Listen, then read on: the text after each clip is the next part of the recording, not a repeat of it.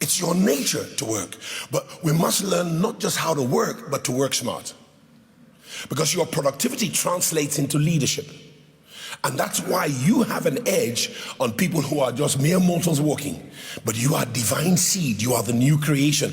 You are the sons of God. The Bible says, as many as believed upon him, he gave them the power to be the sons of God. So God didn't just bless you for you to sit on your blessing and act important. He blessed you to build. He blessed you to buy. He blessed you to produce. He blessed you to rise out of pits when they throw you in there. He blessed you to rise out of slavery when they incarcerate you. He blessed you to rise from the bottom of Potiphar's house to the top of Potiphar's house. He blessed you to rise in Egypt, Joseph, till you become the leader, where even the leader there says, I subscribe to your leadership.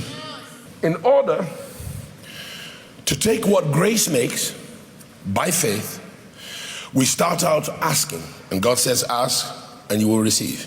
Then you start receiving, and in the process of receiving, you become acquainted with God's presence.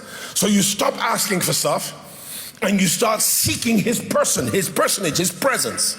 And when you start seeking his presence, you begin to value that over all the shoe and bag, car and house that you're looking for, because you prize that more than him. So you're now seeking first the kingdom of heaven, and as a result, wealth, productivity, enablement, open doors start following you.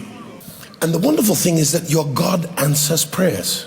And I say that in a manner of speaking, because the truth be told, whilst it's good for you to pray, it's better for you to make proclamations and declarations, to promulgate decrees.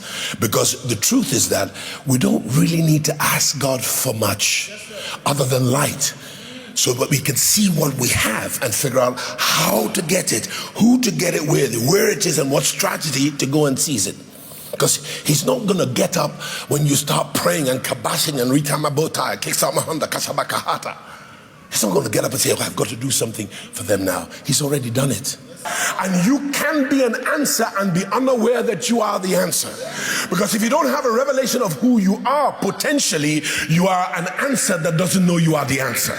But when you get a revelation of what your future looks like, then you begin to grapple with the idea that I am far more than meets the eye, but I am up to what meets God. Because I'm made in his likeness, made on his level, made in his image. I'm a partaker, Peter said, of the divine nature. What God can do on his level, I can do on my level. What God can do in the universe, I can do in the earth. What God can do in his community, I can do in my community. I'm about to happen.